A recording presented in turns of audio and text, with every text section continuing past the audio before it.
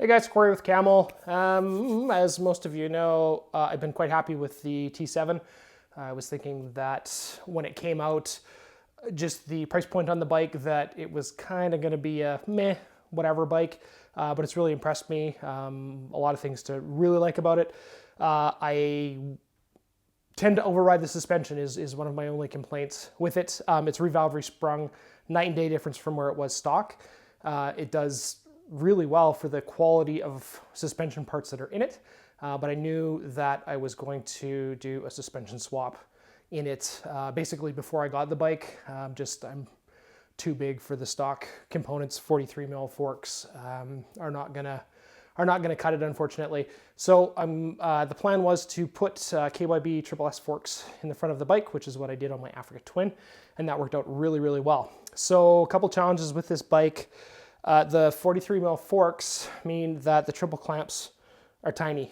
We can't bore them out. We can't do anything to get bigger forks in them. Of course, most motocross bikes come with 48 mil forks, and same with all the KTM adventure bikes are 48 mils. I'm surprised that they didn't go maybe 45 mil on these. 43 just seems a little bit spindly for the weight of the bike and the intended use. Be good for probably the vast majority of users, people that kind of fall within the regular weight range, which I don't. But I have got a pair of KYB SSS forks. Actually, I've got a couple pairs, a part set and a good set. So I got to do some swapping.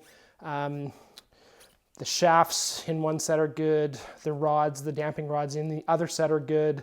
One set's scored, one set's clean. I need the valving. There's a bunch of special bits and pieces that we put in the compression valve when I had them in the Africa Twin. So I need to change over that whole compression assembly from the one set to the other. It's going to be a whole mix and match to get it done.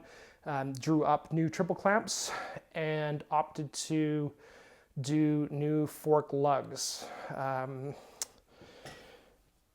Could have gone with the factory lugs like I did on the Africa Twin. The AT has radial mounted brakes, 4-piston radial, and the T7 is 2-piston axial. And I'm thought long and hard about it, and I wanted to do a setup where I can run factory wheel, factory axle, factory spacers, bearings, seals, factory brakes. Could run the low fender if I wanted. Just wanted the bigger, stiffer forks and obviously the better dampening capability of the bigger forks. So the triple clamps are done and on the way from the machine shop. The fork lugs, there was an issue machining them, so had to redo them. So they're a little bit behind, unfortunately. And because we're swapping the fork lugs out, I can't do much with the triples until I have the lugs. And we have a custom rear shock coming from TFX. So we're gonna stretch out the suspension. We should be about 240, 245 in the rear, and in the front is going to be 10 mil more. So 255, somewhere in that range. So pretty straightforward. Well, I guess not straightforward at all. A bunch of custom parts. The shock is custom. We need to make a new upper shock mount to mount it. Lots of little challenges along the way. The video series that I'm going to do for this is going to be like a Quentin Tarantino movie. It's going to jump around and bounce back and forth. I can't do it in the order that I would like because I don't have all the parts that I want. But I have time to do some video now, and so I'm going to do what I can. The fork lugs on the KYB forks are notoriously difficult to get off. If you've got Showa forks, if you've got WPs, it's not terrible. It's still a bit of work, but the KYBs are known to totally shred all the threads in the lug coming out.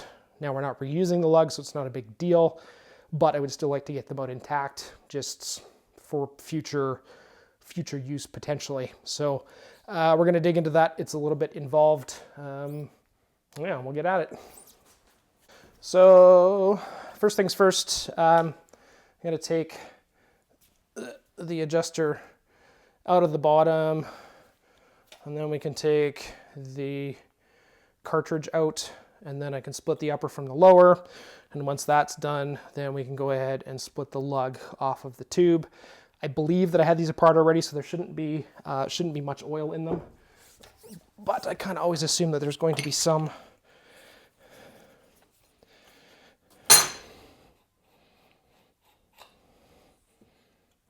They look pretty dry, actually.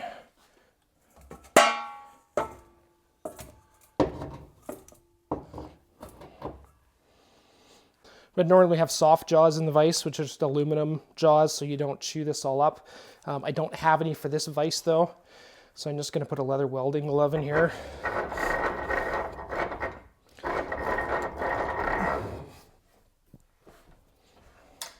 So just going to spin this out, and then we're going to grab the nut that's on the rod, and then we can break this all apart.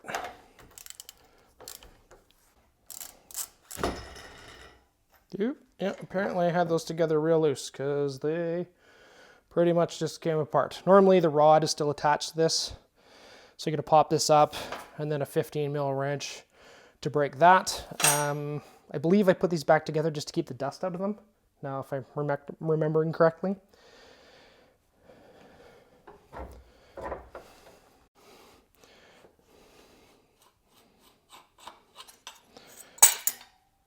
There we go. So you can see on this one, this is the Kashima coating on here, so it's super super slippery, so there's not stiction, and it's quite wear resistant. It's a little bit light here. These forks are from 2006. So the bike that it came off definitely had some miles on it, but it's not worn through. It's just a little bit light. The other set of rods that I have are in horrible shape. So I'm going to pull the upper and lower apart here and just take a seal scraper, or a gasket scraper, not to be confused with a fork seal scraper. Pull the dust seal down. And normally, you can see it, normally there's a snap ring in here.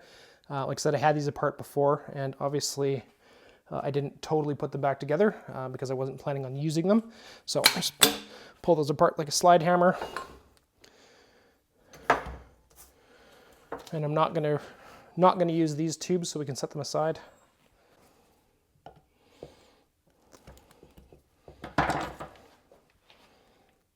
And that one does have a spring or clip in it. So you just take an awl or small screwdriver, and then you can hook the clip, pull it out, and then same thing, just slide hammer. When I got these forks, they were gushing oil, they were in terrible shape, and I pull them apart, and the bushings on the tubes is actually in really good shape, which is quite strange. These were totally covered in oil. There was no oil left in them.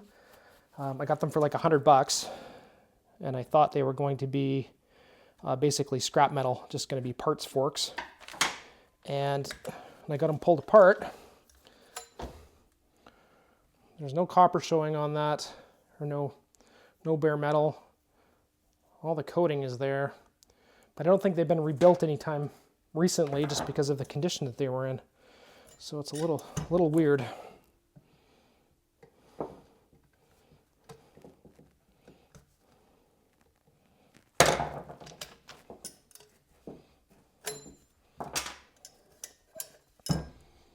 And then same with these guys. They're in great shape.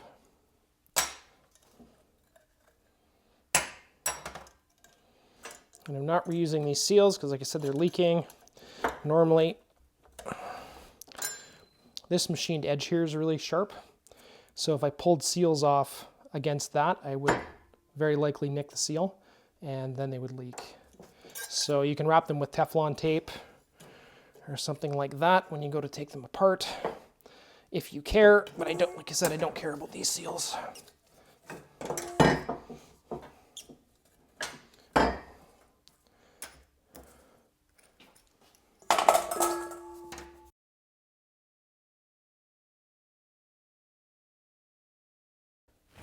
The fork tube is threaded. It's 48 by 1.0 thread pitch, so it's real fine thread. And then there's a set screw here, and this is Loctited with red. So we need to get the set screw out. The problem is that it's peened over.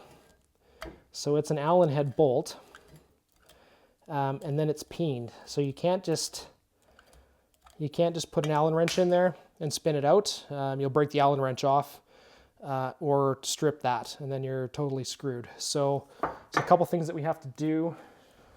So first we're going to use a 17/64 bit, and I'm going to just drill enough of this peen so that we can get in on that nut, or on the set screw.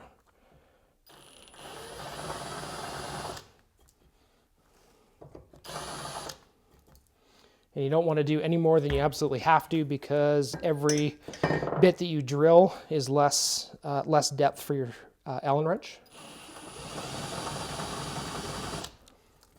So even though everything on here is metric, they're made in Japan, for some reason the best Allen wrench that I've found for fit is actually an 1/8 inch, and it fits snugger than the 3mm, and that's the best option for getting it out. We're just trying to get the set screw out right now. So just map gas in this local area here. There are O-rings in here to keep oil from leaking between the lug and the tube. So we don't want to put too much heat into it. It's not a huge deal to change the O-rings. We should do it anyway, but we just don't want to overheat this and warp it or anything.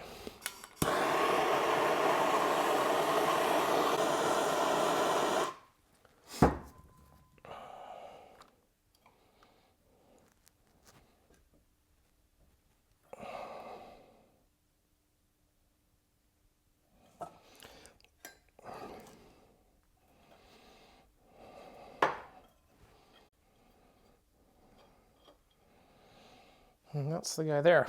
Now, one of the problems with this is it's got a hard point on it.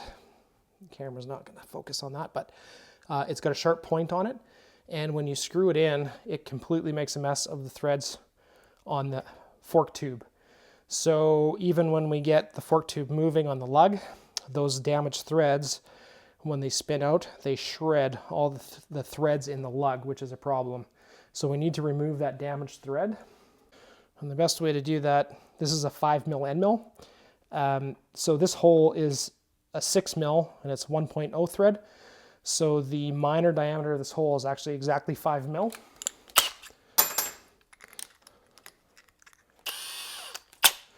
So we're going to put that in the end of the drill. Normally you would have it in a mill and get it all set up. For our purposes, it's just fine to do this with the hand drill. So if we go straight down here, we're not going to damage the threads in the lug, but we are going to take the threads off of the axle tube just in that spot.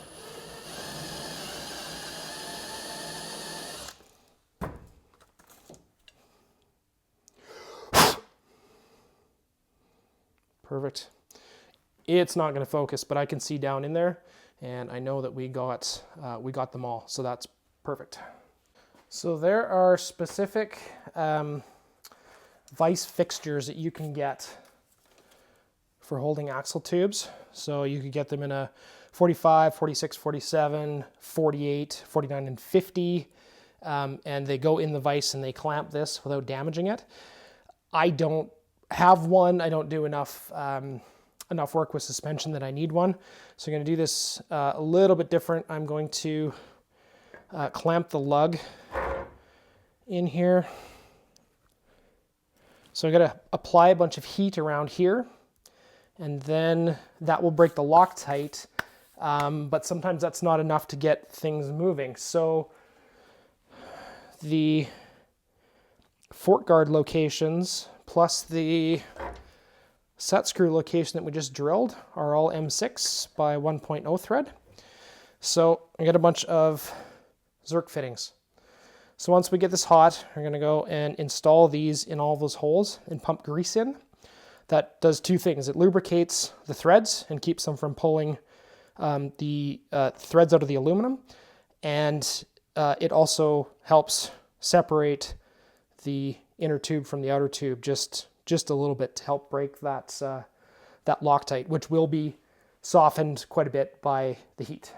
So if I put enough heat into the base, this screwdriver, which is not even a 1/4 inch around, through the holes at the top, is going to be enough to spin this out. And because we've removed the damaged threads and we're going to pump it full of grease, we should be able to do that without destroying the threads in the lug.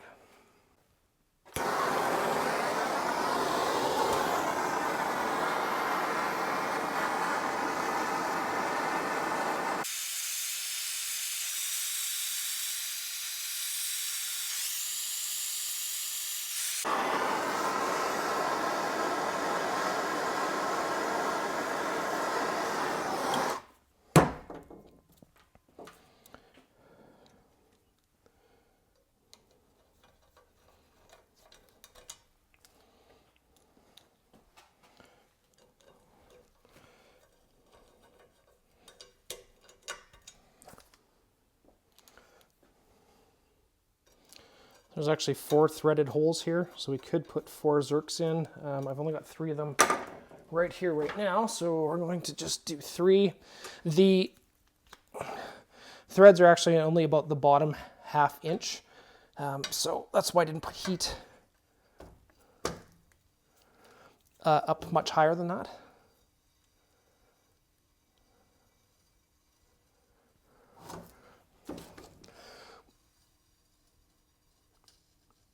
And I can see grease coming up between the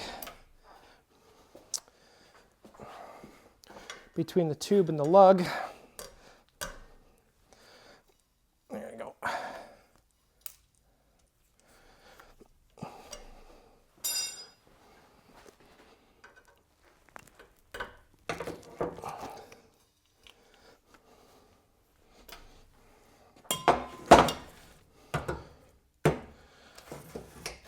So if that was enough heat, then I can grab the screwdriver at the top and it should spin out fairly easy. There we go.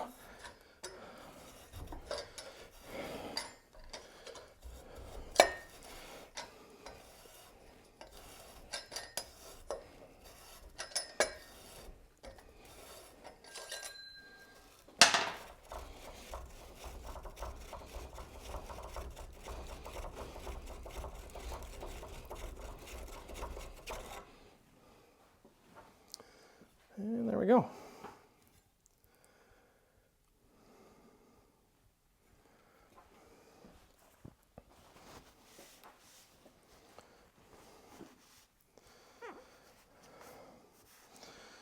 So that's the spot that I hit with the end mill, because those threads were all mangled. So if I had spun this tube out with those mangled threads on there, it would have destroyed the aluminum threads in the lug. Okay, here we go. So the lugs, or the threads, sorry, in the lug are all intact. They look really good. So that worked out perfectly. So inside of here is a sealing device. So the axle tube, or sorry, the fork tube slides over this O-ring, and then this O-ring sockets into the bottom of the lug, just to keep any oil from seeping out. So at the bottom of the cartridges, this is your kind of bottom out circuit. So as this rod collapses into the cartridge, this is sitting in the bottom of your fork tube, and this is coming down, and this slides into there, and there's a pretty tight clearance in between here. So all the oil that's basically pooled up in here, when your bottoming cone comes down into here, it gives you an inch that's like a bump stop to keep you from fully bottoming hard. You certainly can still bottom awfully hard, but in most cases it slows it down enough that you don't get the big god-awful clunk. Let's call that the end of video 1 on our Yamaha T7 suspension upgrade.